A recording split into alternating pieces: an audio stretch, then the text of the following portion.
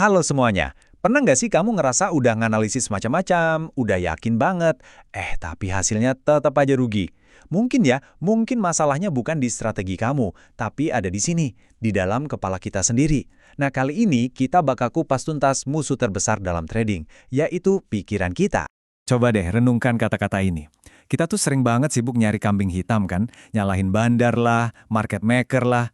Padahal yang neken tombol beli dan jual itu ya 100% jari kita sendiri. Disinilah medan perang yang sesungguhnya. Yuk kita mulai selamatin medan perang utama ini, pikiran kita. Di dalam sini ada dua jenderal super kuat yang sering banget ngambil alih komando. Yang pertama, rasa takut, yang muncul pas pasar lagi merah. Dan yang kedua, keserakahan, yang datang pas pasar lagi ijo royo-royo. Bab pertama, ketika badai datang. Aduh, kita semua pasti pernah ngerasain ini kan?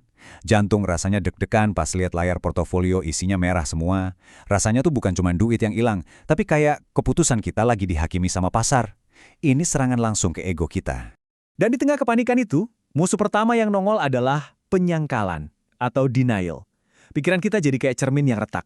Kita nolak buat ngelihat kenyataan kalau analisis kita mungkin salah. Kita lebih milih buat ngelihat pantulan harapan kita sendiri, bukan realita pasar yang pahit.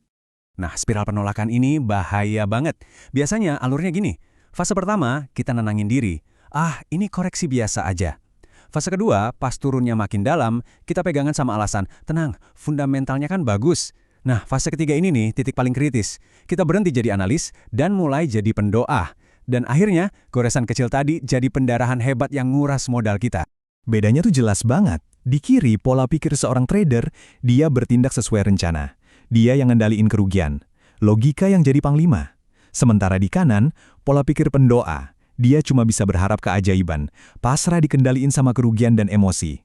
Yang satu ngelola bisnis, yang satunya lagi ya, gambling sama nasib.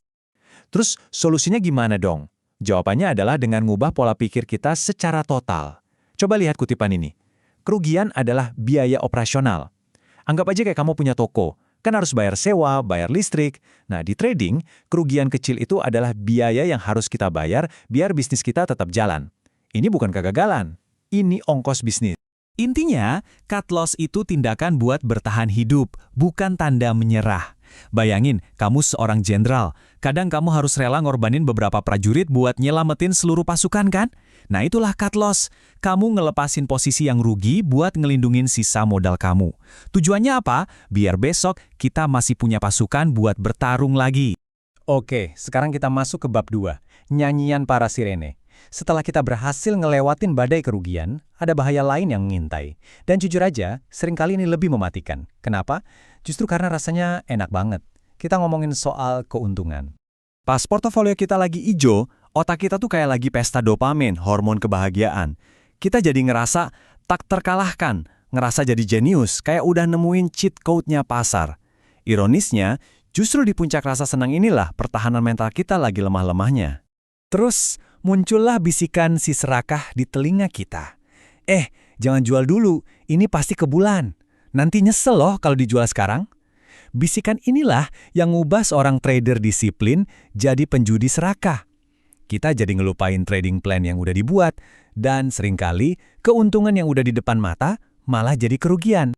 Nah, buat ngelawan bisikan tadi, kita butuh mantra sakti ini. Ingat baik-baik, floating profit tidak sama dengan realized profit. Keuntungan yang kamu lihat di layar itu cuma ilusi.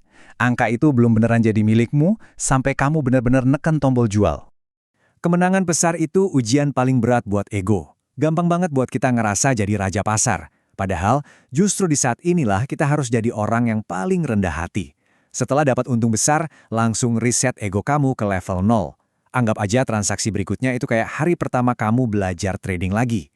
Kembali ke dasar, kembali ke disiplin. Oke, bab ketiga, membangun benteng mental. Kita udah kenalan sama musuh-musuhnya, si takut dan si serakah. Sekarang pertanyaannya, gimana caranya kita bangun pertahanan biar emosi nggak seenaknya ngambil alih? Jawabannya adalah dengan menciptakan ritual, kebiasaan yang sistematis. Ada 3 ritual utama yang bisa jadi pilar buat benteng mental kamu. Pertama, rencana trading. Ini kompas kamu. Kedua, ujian tidur. Ini cek psikologis kamu. Dan yang ketiga, jurnal kejujuran. Ini adalah cermin buat kamu ngaca dan introspeksi diri. Ritual pertama, rencana trading. Anggap ini peta kamu di tengah lautan pasar yang ganas. Rencana ini wajib dibuat pas pikiran kamu lagi jernih sebelum kamu masuk pasar. Di dalamnya harus ada jawaban yang jelas banget buat dua pertanyaan ini. Kalau benar, di harga berapa saya ambil untung? Dan kalau salah, di harga berapa saya potong rugi? Jangan pernah berlayar tanpa peta. Ritual kedua, ujian tidur. Ini tes paling simpel tapi juga paling jujur buat ngukur seberapa besar toleransi risikomu. Coba tanya ke diri sendiri, apa aku bisa tidur nyenyak malam ini? Mikirin posisi sahamku sekarang. Kalau jawabannya enggak, kalau kamu cemas mikirin pasar besok, itu tandanya posisi kamu kegedean. Titik. Ingat ya, nggak ada potensi keuntungan sebesar apapun yang sebanding sama kesehatan mental kamu. Atur ulang ukuran posisimu, kurangin risikonya, sampai kamu bisa tidur pules. Ketenangan pikiran itu aset terbesar seorang trader. Dan ritual ketiga, mungkin yang paling penting, jurnal kejujuran. Ini bukan sekedar catatan untung rugi biasa. Di sini, kamu harus tulis alasan sebenarnya kenapa kamu beli atau jual saham. Apakah karena FOMO, atau mau balas dendam karena rugi kemarin? Atau emang udah sesuai rencana? Jurnal ini bakal jadi cermin yang nunjukin siapa kamu sebenarnya, seorang trader atau cuma seorang penjudi. Pada akhirnya, pasar saham itu cuma sebuah cermin raksasa. Cermin yang mantulin semua kekuatan dan kelemahan psikologis kita. Jadi, menguasai pasar itu dimulai dari menguasai diri sendiri. Pertanyaannya sekarang bukan lagi gimana cara menaklukkan pasar, tapi siapkah kamu buat menaklukkan musuh terbesarmu?